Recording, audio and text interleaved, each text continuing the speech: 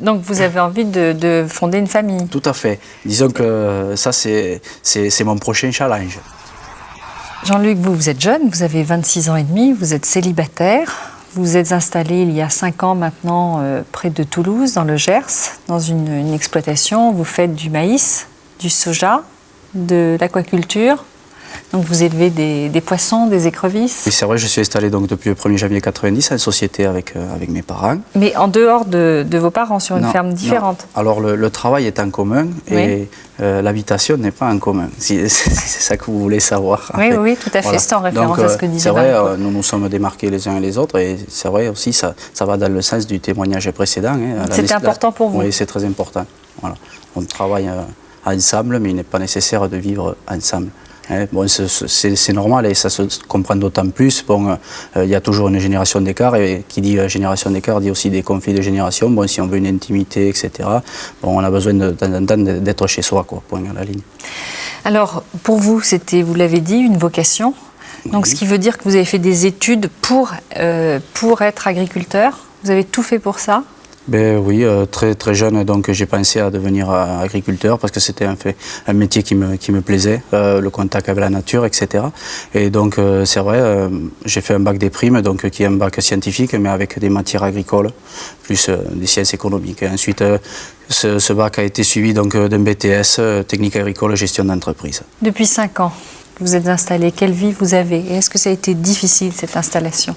Ben, disons que elle a été difficile, oui, mais c'était quelque chose qui avait été prévu. Lorsqu'on s'installe, on fait des études prévisionnelles en matière d'argent, en matière financière, et créer une structure comme nous avons créé, enfin avec mes parents, ça se fait pas du jour au lendemain. Nous avons beaucoup investi et on savait qu'on avait 3-4 années de difficiles à passer et qu'après, ça irait beaucoup mieux en termes d'échéance. On aurait des réductions importantes et ça irait beaucoup mieux. Vous vivez avec et vous avez vécu pendant ces 5 années avec à peu près combien par mois?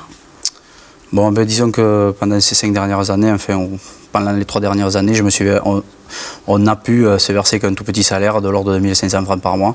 Donc, chacun? Oui, qui subvenait à tous nos besoins. Voilà, parce qu'une fois payé les annuités, rembourser les engagements qu'on avait pris vis-à-vis de nos créanciers, il ne restait pas grand-chose pour vivre, donc on prélevait le minimum. Ce qui est considéré d'ailleurs en dessous du seuil de pauvreté, oui, qui est 2000 francs par mois. Et qui est en dessous du RMI, qui est de l'ordre de 2300 francs par mois. Oui. Marie-Paul, vous vivez, votre famille, avec environ combien par mois? 3000 francs. 3000 francs pour 5? Pour 5. Mais comment vous faites? On fait ce qu'on peut. Beaucoup de cuisine. Ouais. Disons que... On n'achète pas grand-chose. Ouais, comme dit Marie-Paul, un agriculteur, en fait, une des satisfactions qu'on peut avoir, c'est qu'on ne mourra jamais de faim. Il est certain qu'on manquera peut-être de loisirs, ou de sorties au cinéma ou quoi que ce soit, mais a priori, on ne mourra jamais de faim. Est-ce que ça vous manque, les loisirs? Non, pas du tout. Je vois pas maintenant, ça va mieux? Non, je vois pas pourquoi les loisirs me manqueraient, dans la mesure où j'en ai quand même eu pas mal, puisque j'ai fait beaucoup de sport. Donc, je vous l'ai dit, je me suis épanoui dans le sport, dans le rugby, dans la moto. Vous continuez en parallèle? Oui, alors, le sport, j'ai arrêté lors de mon installation pour raisons professionnelles, parce qu'on peut pas tout concilier, les entraînements de rugby et des blessures le dimanche, etc. Et avec la vie professionnelle et le respect d'engagements financiers. Bon, et puis d'autres raisons moins professionnelles m'ont poussé à reprendre il n'y a pas si longtemps que ça. Voilà. Quelles raisons? Alors, ce sont des raisons, c'est pour canaliser des énergies débordantes. Pourquoi vous avez des problèmes de violence? Non, je suis d'un tempérament pas agressif, non, mais disons, je bouillonne. De remonter. Ouais, je bouillonne assez, vous en êtes sans doute rendu compte un petit peu. Un peu. Voilà. Et bon, j'aime bien le défoulement physique, pas aller taper sur les gens. Je ne suis pas comme ça, je suis un gentil.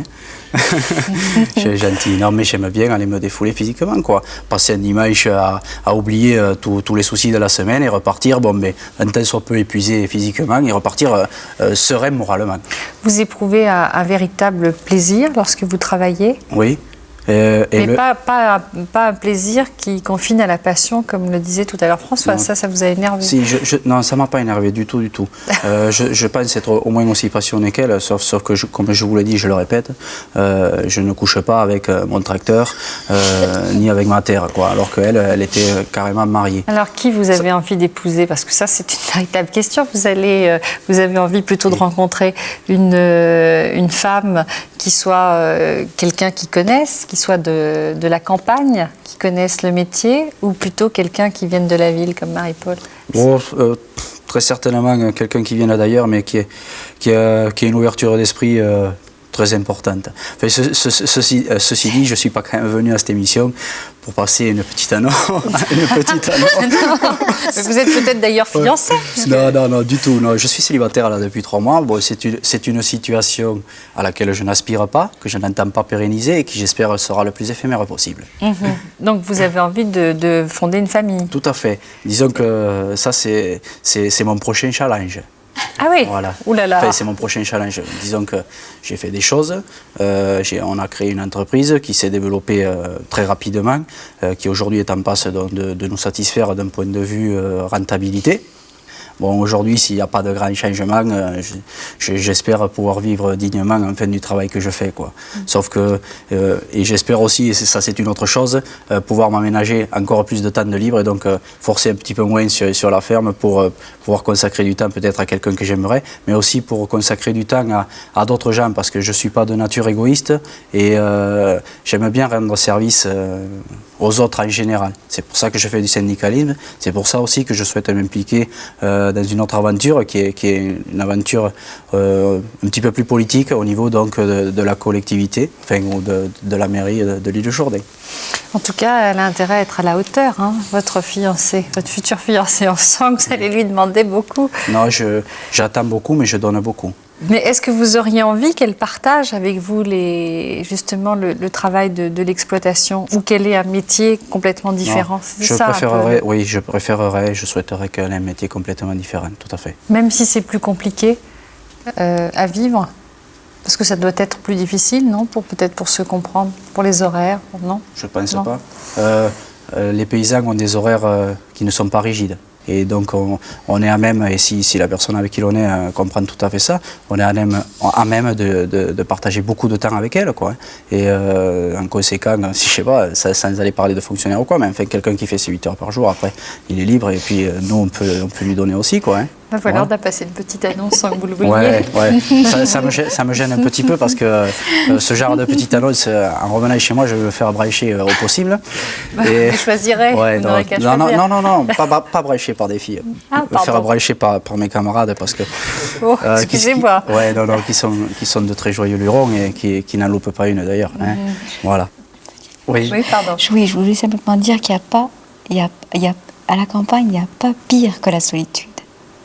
C'est la solitude la plus terrible. Il a parfaitement raison quand il dit qu'il ne veut pas rester tout seul. C'est horrible à vivre. Et il y a des gens qui ne le supportent pas.